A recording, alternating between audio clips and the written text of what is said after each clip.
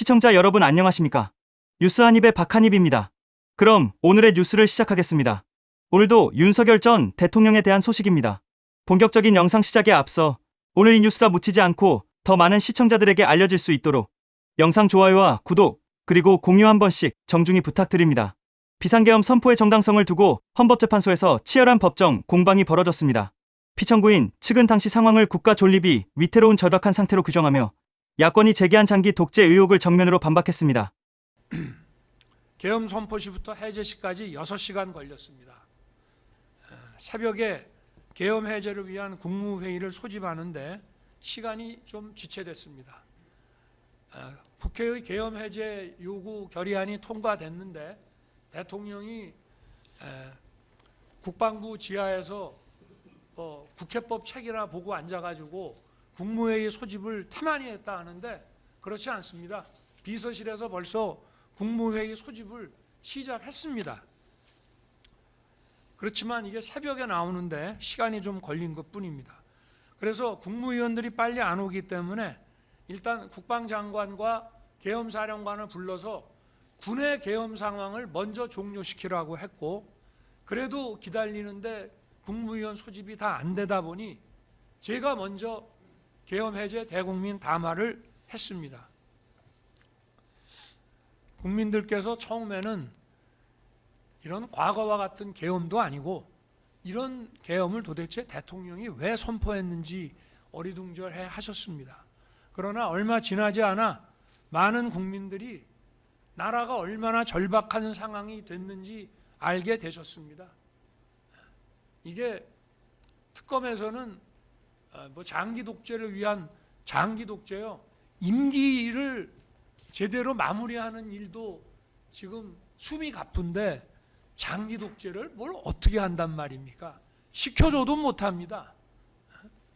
그런데 나라가 얼마나 절박했는지 국민이 아주 안온한 상태에 있었다는데 그렇게 생각하니까 바로 이 탄핵과 내란 몰이에 찬성하면서 이렇게 적극적으로 수사도 하는 거 아니겠습니까? 제가 탄핵 심판에 임하게 됐습니다마는 언론의 이런 편향적인 보도에도 불구하고 과반수 이상의 국민이 탄핵에 반대하셨습니다. 계엄 선포의 불가피성에 공감했기 때문입니다. 저는 지금도 많은 국민들께서 말씀을 하시는 분도 있고 안 하시는 분도 계시지만 마음속으로는 많은 분들이 여전히 그런 생각을 하고 계신다고 생각하고 있습니다. 12.3 비상계엄은 과거 권위주의 정부 시절에 그런 계엄과 같이 국민을 억압하는 군사 행정 독재가 아니라 자유와 주권을 지키고 헌정을 살리기 위한 것입니다. 저를 탄핵 인용한 헌재 재판소, 헌법재판소조차도 앞에서 이미 인용이 됐지만 탄핵 심판대에 오른 대통령 측은 비상계엄이 과거 권위주의 시절의 국민 억압과는 본질적으로 다르다고 강조했습니다.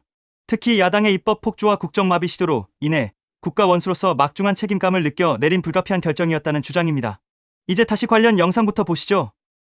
행정부 수반이자 국가 원수인 대통령이 야당 전횡으로 국정이 마비되고 국익이 현저히 저해되어 가고 있다고 인식해서 국익이 현저히 저해된다는 것은 핵심 국익을 계속 저해한다는 건 뭡니까?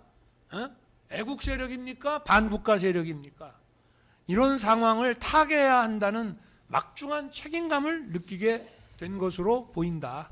그래서 계엄 선포 그리고 그에 수반한 조치, 그 수반한 조치가 뭡니까?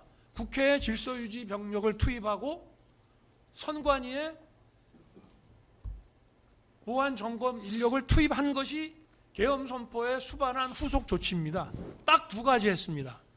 국정 최고 책임자로서 피청구인이 가지게 된 이런 책임감에 바탕을 둔 것으로 이해할 수 있다라고 설시했습니다. 계엄에 반대하든 찬성하든 이것은 폭동과 국헌문란하고는 관계가 없다는 얘기입니다. 체제 전복 세력과 반국가 세력들 우리나라 많습니다. 없습니까? 엄청나게 많습니다. 2022년 3월 대선 직후부터 아직 취임도 하지 않은 대통령 당선인을 상대로 선제 탄핵 시위를 벌이기 시작했습니다. 대선 불복이었습니다. 10.23 비상계엄 선포 전까지 무려 178회의 퇴진 탄핵 시위가 지속적으로 이어졌고, 적의 적은 같은 편이다라고 해서 이 집회에는 거대 야당인 민주당 인사들도 연단에 섰습니다. 단순한 일부 반정부 시위가 아니고 제도권과 연계된 조직적인 퇴진 탄핵 시위였던 것입니다. 간첩단 사건에서도 간첩들은 이건 뭐 간첩단 사건 수사에서 한두 군데 나오는 것이 아니고요. 수원 사건이며 충북 사건이며 창원 사건이며 뭐 모든 간첩단 사건에서 다 등장하는 겁니다. 자유민주주의와 한미동맹에 충실한 윤석열 정부를 수단 방법 가리지 말고 흔들고 마비시키라는 지령을 받고 있었고, 이러한 북한 지령 226국이라고도 하고 통전부라고도 하죠.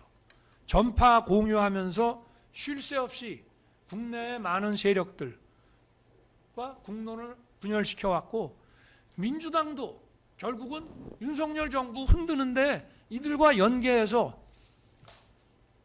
민주당은 뭐냐? 국회의원으로서의 권한이 있기 때문에 헌법상 입법부의 권한을 남용해서 공직자들을 줄탄핵하고 입법 예산 폭거를 하면서 국정을 마비시켰습니다. 선출된 정부 국정과제 이행에 필요한 입법의 발목을 잡아 일할 수 없게 만든 거, 22년도에 아까도 설명했습니다마는 우리가 대선 공약과 국민이 그거 보고 찍어준 거 아닙니까?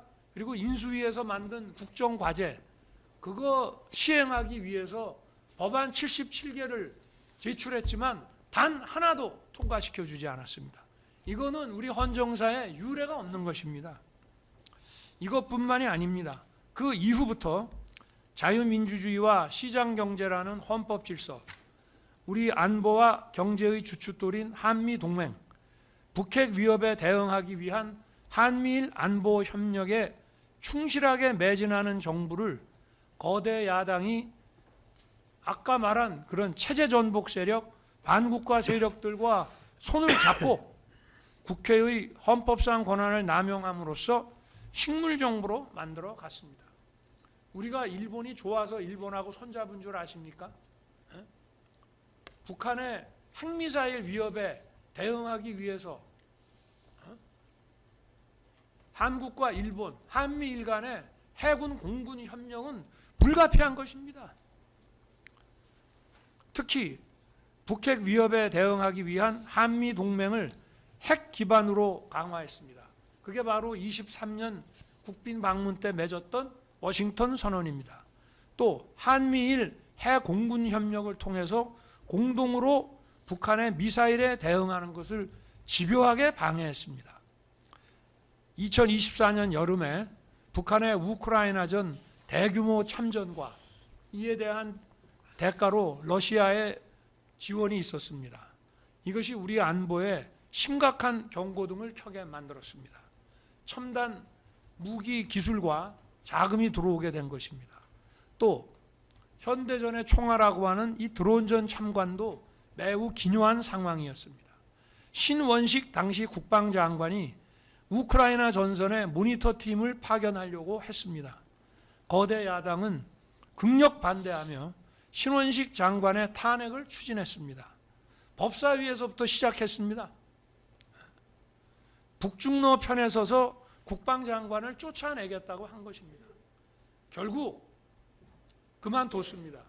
그리고 신원식 장관이 안보실장으로, 경호처장이 국방장관으로, 안보실장은 여러 가지 이유 때문에 장관급 대통령 외교안보 수석 비서관으로 순환 발령을 낸 것입니다.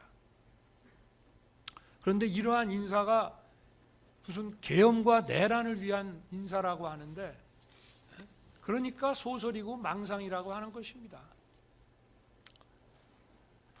자유민주주의에 충실하게 나가려는 정부가 아무 일도 못하게 경제와 민생에 관한 입법을 거부하면서 위헌적인 법률을 양산하고 안보와 경제를 짓밟았습니다.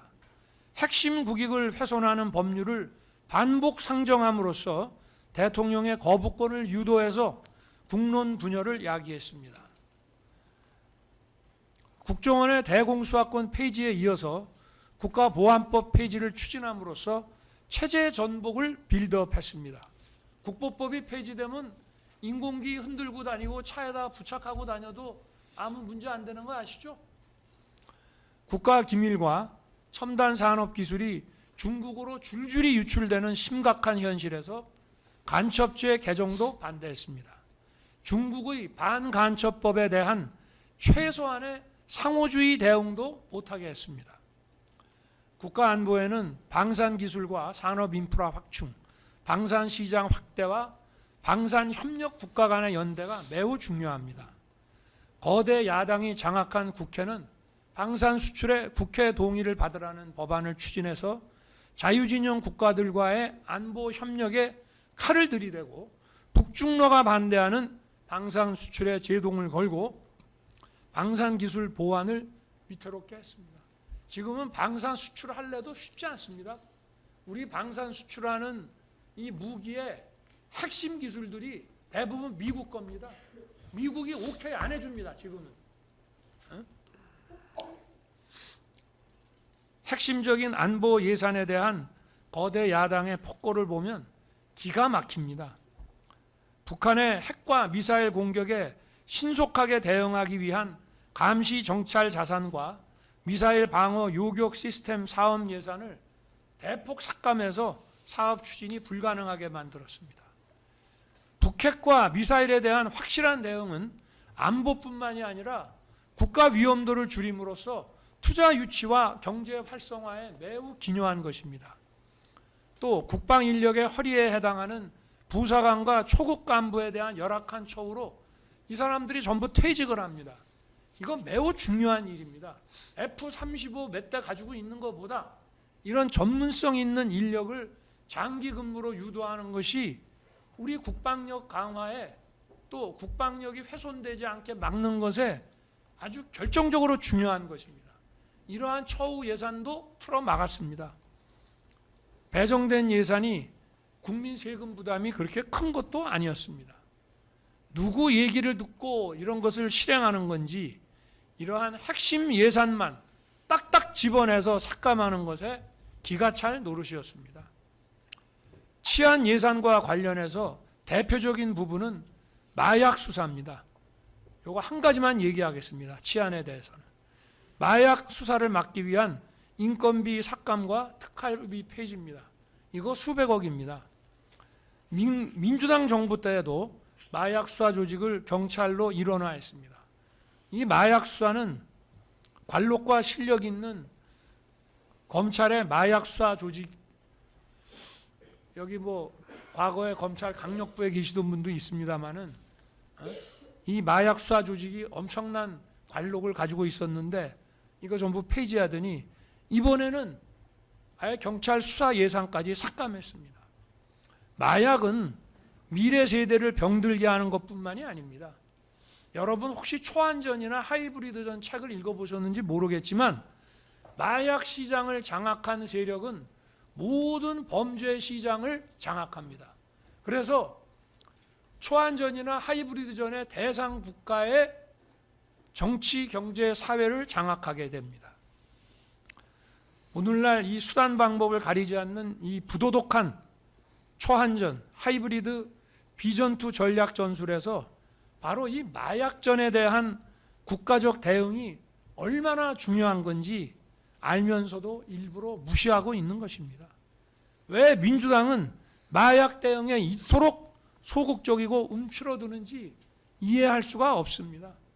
이 마약 수사라고 하는 것은 단순한 마약의 문제가 아니라 이건 국가적 대응으로 확실하게 국가 안보 차원에서 막아야 되는 것입니다. 그러면 이게 도대체 어느 나라 정당이고 어느 나라 국회입니까? 윤 전 대통령 측은 취임 직후부터 이어진 조직적인 퇴진 운동과 강첩단 사건 등을 언급하며 제도권 야당이 이들과 연계해 안보와 경제의 근간을 흔들었다고 비판했습니다. 특히 우크라이나전 모니터링팀 파견 방해와 핵심, 국방 예산 삭감을 대표적인 국익훼손 사례로 꼽았습니다. 마약 수사, 예산 삭감에 대해서도 강한 유감을 표했습니다. 마약 대응은 단순한 치안 문제를 넘어 국가안보 차원의 대응이 필수적임에도 불구하고 거대 야당이 이를 방해해 식물정부로 만들려 했다는 것입니다. 반면 야권은 이번 계엄 선포가 명백한 위헌이자 내란 행위라는 입장을 고수하고 있습니다. 양측의 주장이 평행선을 달리는 가운데 헌법재판소가 이번 사태를 통치권자의 정당한 결단으로 볼지 아니면 헌법 파괴 행위로 판단할지에 따라 대한민국의 운명이 결정될 전망입니다. 오늘 준비한 소식은 여기까지입니다.